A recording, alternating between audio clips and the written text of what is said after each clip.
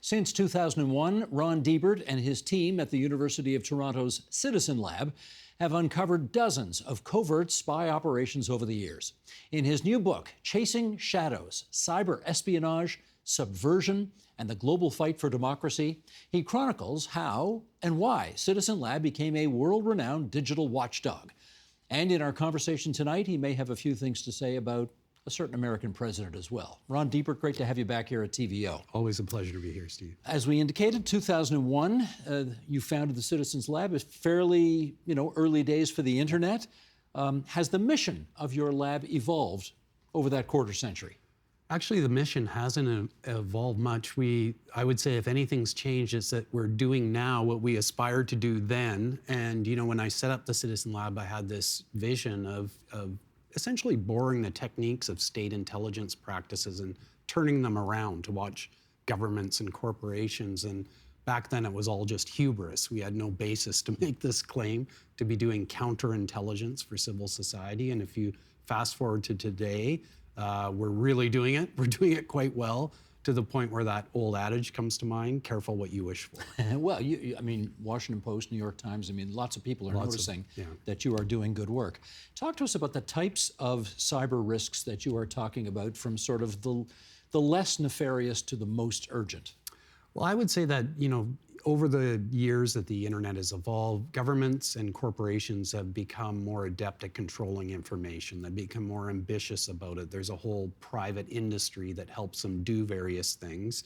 And we set out to map all of that. And, the low-hanging fruit is things like internet censorship. It's pretty harmless, relatively speaking, just blocking access to information. But then if you move across the spectrum, what I talk about in the book concerns what I would consider to be the most risky, the most serious, which is the technology that's provided to government intelligence agencies and law enforcement to get inside a target's device. Once you're inside a device with the latest, most sophisticated spyware, you can activate the microphone, you can turn on the camera, you can, of course, read all of the emails and the messages, even those that are end-to-end encrypted, and you can track someone's location. You can even go back in time and find out where they've been, who they've been meeting with. So this is godlike capabilities. And the latest versions of this spyware enable government clients to get into a phone without any user interaction whatsoever. Even the companies that secure those phones, Apple, Google, Microsoft, are unable to keep ahead of the race with some of those mercenary spyware firms. So if you think about that, some of the world's worst autocrats, dictators, and others around the world right now have the capability, if they choose, to get inside your phone, my phone, anyone else in the world, and perform these functions, which are incredibly revealing. That is not a comforting thought. It's not, no. And that's why we do what we do. We try to track these down, investigate abuse cases when we see them, and bring them to the public's attention. Your focus here is cyber espionage. Yeah. How come? Well, that's the most serious. I thought when we started the Citizen Lab, we probably wouldn't be able to touch any of that because it's just too well organized, very secretive. But we found out that this mercenary spyware industry exists, and they make mistakes. They leave digital breadcrumbs all over the place that investigators like us can unearth. And what we found is really quite astonishing, like a tsunami of abuse cases around the world. Journalists, human rights defenders, NGOs, political opposition, all having their phones hacked using this type of spyware. The other reason I focused on it is, frankly, like the last 15 years or so have really been a whirlwind. We've been involved in disrupting active cyber espionage campaigns involving China, Russia, Saudi Arabia, domestic espionage campaigns in Spain. Our reports have precipitated the sacking of heads of intelligence agencies. So, people say to me, it's incredible what you guys have been involved in. You should stop and write it up. So I thought, well, before something happens, I better get this down on paper. What do you mean before something happens? What does that mean? Well, I'm getting old, you're getting old. We may okay. Move on. I wondered whether that was a reference to the, shall we do it here? I don't know, should we? Well, we're joking here, but I mentioned to you before we went on the air, there's a reference in your book to the fact that we live in a world right now where the shake of a hand can pass a toxin from one person to another, and you can be killed that way. Yeah, and there are a lot of bad actors whose operations we have exposed, and they don't like what we're doing. And those are powerful people that have shown a propensity to do all sorts of horrible things. So there are major risks doing this type of work, there's no doubt about it. I deal personally, and my team deals with hundreds of victims around the world. These are frontline people who experience these type of risks all the time. So being in the same boat as them when we're doing the research kind of gives you a kinship. You know, you feel like you're part of the same struggle, if you will, even though we're the investigators. And we have to take those risks seriously. It's part of the bargain of doing this type of work. I'm going to say one word to you, and then you're going to tell us a story about why this was so extraordinary. Okay. The word is Pegasus. Well, Pegasus is a spyware of the type that I just described, manufactured by the notorious Israel-based mercenary spyware firm NSO Group. And it was until 2016 when we published the first report on NSO Group's Pegasus spyware. It was a very secretive company. I mean, people heard rumors of it existing, but we produced the first report and have done dozens of reports since 2016 showing how their technology has been used by governments in inappropriate ways. So companies like that say that they sell this technology to help law enforcement and intelligence agencies investigate serious matters of crime and terrorism. Do you believe that? Well, no, I don't. It's not that I believe it or not. It's inaccurate. Demonstrably false. It's demonstrably false. I mean, that's the point of the research, is we've shown that, you know, it sounds right, but if you ask a first-year political science student, what's wrong with that claim? They'll say, well, there are many governments around the world for whom journalism is a crime. Women's rights activism is a crime or terrorism. Just now in the United States, we have Donald Trump considering issuing an executive order saying fentanyl is a weapon of mass destruction. You know, so you have all sorts of arbitrary definitions around these terms, and not surprisingly, governments are going to be using this technology to go after anyone they consider irritants to their rule. What is the usefulness of contacting somebody by phone to tell them that they are under surveillance when that phone they are using has no doubt been hacked? Yeah, that's a challenge. It's a bit of a paradox, and we've been in that situation before where we know somebody is under surveillance. We have to alert them. What you try to do is get them off that device, and you try to, first and foremost, secure that device because the device has evidence on it. So you want to make sure they don't panic and erase it all, because we want to be able to find the forensic logs that we can examine. But you try to move them to some other device, and it's not always easy. Who were, back to the NSO Group for a second here, and Pegasus, who were some of that company's clients who were not exactly using this technology for savory purposes? Well, the one that comes to mind is Saudi Arabia. So we had this incredible story that I tell in the book about identifying a victim of Pegasus spyware here in Canada, a person named Omar Abdulaziz. He was a Canadian permanent resident, had a YouTube channel at the time in 2018 that was mocking MBS, something again. Mohammed bin Salman. Yeah, Mohammed bin Salman, something in that context is considered a crime. And so they hacked his phone, and we published our report October 1st, 2018. The next day, he sent me a text message saying, Jamal has gone missing, I'm very afraid. I had no idea who he was referring to until I turned on CNN and saw Jamal Khashoggi went into the consulate in Turkey and was horribly murdered. So we and others had discovered that basically everyone around Jamal Khashoggi, his wife, his fiance, his friends, his colleagues, all had their phones hacked with Pegasus. Essentially, a spyware net was cast around his entire inner circle. There's a story of the Ontario Provincial Police having an angle in this as well. How about sharing that one? Yes, well, we've discovered yet another mercenary spyware firm, Paragon, another one with Israeli connections, that actually was marketing itself as the anti-NSO. They said, we have all sorts of guardrails in place. And lo and behold, it turns out that Italy has been using their technology to spy on journalists, human rights defenders, and it looks like a priest in that country, which if you think about having a priest phone under surveillance, imagine the confessional and what type of information somebody might get there. But we did analysis, and we have all sorts of network infrastructure mapping techniques, and we could see that there, lo and behold, there's a customer of this company in Ontario, and it's the Ontario Provincial Police. Turns out we have a spyware problem in this province and probably in this country. Police, probably intelligence agencies have been using this type of technology without disclosing it to the public, without privacy commissioners being aware. And so, there are many democracies around the world that abuse this country. And I think in Canada, we better put some strong regulations in place so we don't become the next democracy with a spyware abuse problem. That may be unethical, but is it illegal? No, it's not illegal. I guess it depends on how you look at privacy regulations and whatever guardrails there are in this province. But that's precisely the problem, is a lot of these agencies operate in gray areas or frankly under cover of secrecy.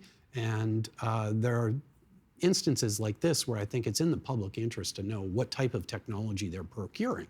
That's taxpayer money going to a firm that is involved in abuse of human rights abroad. At the very least, we shouldn't be procuring it from a firm like that.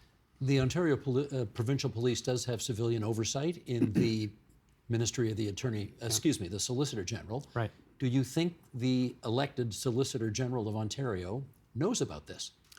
Probably not, actually. That'd be a good question to ask them. And that's because it appears to us that police in this province and across Canada aren't exactly transparent. So they have been using different acronyms when they are using this type of technology. They have their own Canadian acronym, on-device interception tools.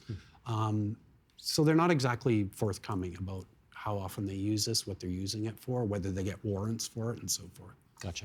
What's the craziest threat you've ever uncovered at the lab? Well, I mean, there have been so many incidents. There's some that strike me personally. One is a woman named Loujain Al-Hatul, who, as we speak, is in country arrest in Saudi Arabia. She's well known internationally for being an advocate for the woman's right to drive a car without a chaperone in Saudi Arabia. We discovered her phone was hacked with NSO Group's Pegasus spyware. We captured the exploit that was used to hack her phone. That technology is worth on the market well over $20 million. We did a responsible disclosure to Apple because it was taking advantage of software flaws that Apple wasn't aware of, and they issued an emergency security patch for every Apple user around the world, billions of customers, simply because of that one woman's bravery. So there are many cases like that, and honestly, there are too many to single out one and say that's the craziest one, but that's the most memorable for me because of her work. Let's look south. We're going to do an excerpt here because you got a piece in the Globe and Mail recently, the title of which, "The United States is Putting the United States in Danger." And here's what you wrote. Sheldon, you want to bring this up, and I'll read along for those listening on podcast. "It's apparent to almost everyone in the world over that the United States is rapidly descending into authoritarianism. We are observing routine attacks on democratic institutions, the undermining of the rule of law, daily assaults on the press, politicization of government agencies, including intelligence and law enforcement agencies, the encouragement of political violence, the deliberate evisceration of formal checks and balances, and outright corruption and self-enrichment. As these practices become normalized in the United States, they will have major consequences for security worldwide, including, ironically, in the United States." Okay. Nothing wrong there. Well, it sounds like there is. That was just a few days ago you had that piece up. Now, you had a recent assignment in Washington, D.C., which takes us to the States. Why don't you tell us about that? Well, actually, those comments in the Globe and Mail came about because I was asked to brief members and staff of the U.S. Senate Select Committee on Intelligence about this topic that we've been discussing about mercenary spyware, something I've done numerous times. And normally that's a great honor to do something like that. It's an important stakeholder body. If you can explain to them the importance of this and they can take action, that's important for us in this area. But I actually did a big pause. I thought long and hard about whether even to accept this invitation. I'm an officer of the Order of Canada. My father was a World War II veteran who served overseas to fight fascism. And here, as this invitation comes in, the President of the United States is threatening repeatedly to annex my country. So I decided I would write up these remarks and just deliver them in the same way that they're actually printed in the Globe and Mail. That's a verbatim transcript of what I said. And my comments to them were, look, everyone in the world can see what's going on. You're really destroying yourself. You're destroying your country. And a committee like that has an important role to play. As we talked about oversight here in Ontario. That's one of their jobs down there, and they need to step up and prevent and check the descent into this kind of cruel techno-fascism that we're seeing. Did you hear back? Actually, one of the staff members of a senator said you should publish those remarks, and that's why I sent them to the Globe and Mail. Back to your quote from the piece. As Trump's chaotic style of governing continues, what impact do you think this is going to have on cybersecurity around the world? It's a disaster. I mean, in the book I described, there's a bright light in the book at the end where we had great success advocating for the United States to take measures to regulate this industry. And President Biden signed an executive order prohibiting 18 U.S. federal agencies from procuring spyware from companies like NSO Group. I briefed the White House staff. I played a role in bringing about those regulations. It's kind of like for a political scientist winning the Holy Grail to have President Biden sign an executive order. Now all of that's up in the air, of course. And given the extent to which they're basically steamrolling over the rule of law, over checks and balances, that will be noticed around the world. It will legitimize the same actions abroad. Despots and authoritarian regimes will say if the United States is doing it, we'll do it too.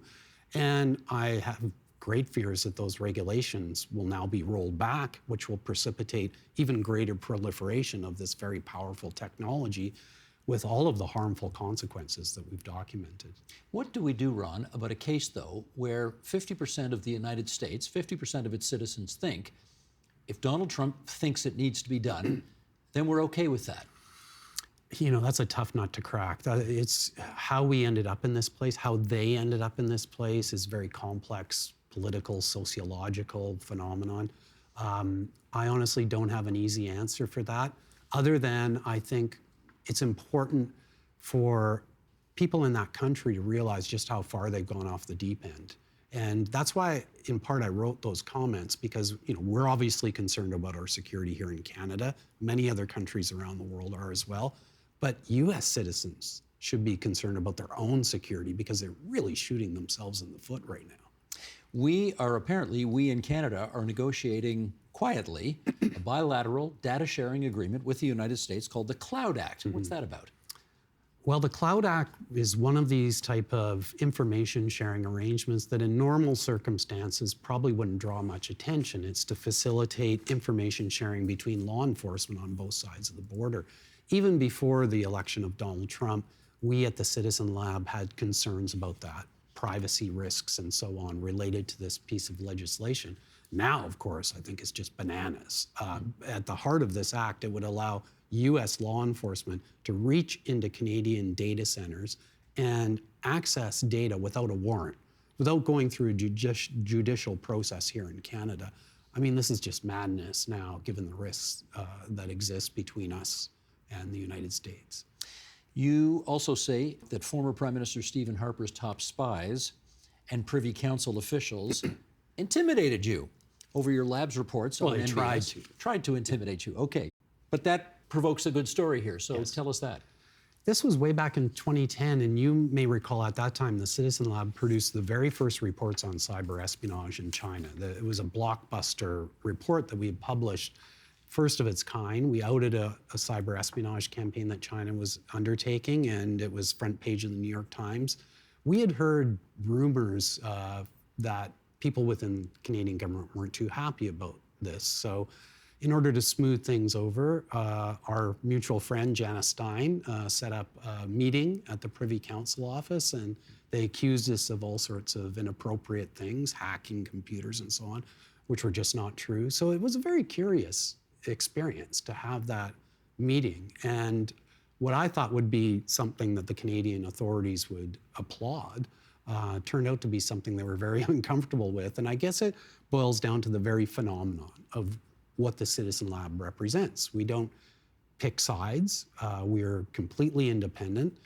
We will forecast and look wherever the evidence leads us. And that means we are disrupting China, Russia, cyber espionage one moment, could be Canadian the next. So I think that's what made them very uncomfortable. You had the temerity to hope that they might actually be encouraging your work and be glad to know what you had come up with? I guess so, yeah. Maybe I was naive. It didn't work out that way.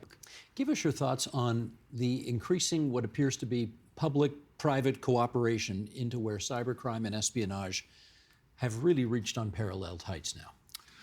Well, I think that the technology we're describing, which is, I would say, the ultimate type of surveillance technology, when you can get inside someone's phone, you have a God's eye view into everything that goes on in that phone. And that's very expensive technology. And most of those companies, even though they're quite careless about to whom they sell their technology, at least they say they restrict it to government clients. What we are seeing are all sorts of private companies now offering not quite the same level of sophisticated technology, but different ways of accomplishing maybe the same things, hacking your email inbox and so forth, to a whole range of private sector clients, oligarchs, corporations that are involved in litigation. And again, this gets back to the norms that are being set and normalized by the United States. We're entering into a real lawless kind of frontier right now, and it's a very dangerous time. We're dependent on these technologies. They're highly revealing. And to the extent that bad actors can get inside our devices, I think that could put a lot of people in danger. How well or badly is Canada doing on all of this? We talk a lot about what we should be doing to regulate this space. Canada signed on to a statement of principles to commit to regulating spyware, but like in other areas of our commitments, it's mostly words right now. I wish we were doing a lot more to protect vulnerable people from this type of risk, but so far I don't really see us doing much other than rhetoric. In which case, what does good cyber hygiene look like to you? I think it boils down to what you pointed out earlier about what should happen here in Ontario: proper oversight. There's lots of technical things I could say about use this app or whatnot, two-factor authentication. But moving back a bit, I think the real problem here is that you have very powerful groups and entities with access to extremely sophisticated surveillance technology. The only way we can prevent that from being abused is if we have groups watching them. Citizen Lab watches from below. Well, we need entities watching from above as well. Those exist on paper, but they need to be super amplified in order to meet the task. What about artificial intelligence? How's that a factor in this? It just makes everything faster. It allows, for example, the groups that we've been talking about, these companies, to very quickly analyze software and look for vulnerabilities that they can exploit. It gives the offense a greater advantage. In theory, it should help defense, but that's not typically how things work in this ecosystem. Ron, just finally, Yeah. I'm one of many billions of people in the world who check your phone, who carries this around, right? Yeah. And I guess the final question is, how worried should I be about hanging on to this thing? Well, you're a journalist. I think you investigate important issues of public interest. You probably communicate a lot of sensitive things over the phone, and even if you don't, somebody might want to get access to your phone to find things that they can use to embarrass you. So you should be very, very concerned about it, given your public profile and your role as a journalist. And I've checked hundreds of journalists' phones for spyware. Given that you're in Canada, you probably have some degree of protection, but I think that's something that is not likely to last. So if I were you, I would get that checked by a group like ours. Let's talk. If we had more time, I could do it right here. Let's talk after we're done. No, I presume, obviously most of what goes on this thing is communicating with producers about what we're doing, and I don't know of how much interest that is to people who are outside this building, but I guess you never know. You'd be surprised. You'd be surprised. I mean, anything that gives people information that then can be used to get at what they want in terms of their ultimate target might be exposed. Fascinating. Let's remind people the book is called Chasing Shadows, Cyber Espionage, Subversion, and the Global Fight for Democracy, and we are delighted that it has brought Ronald J. Deibert, Ron Deibert, to our studio today. Thanks so much, Ron. Thank you, Steve. I appreciate it.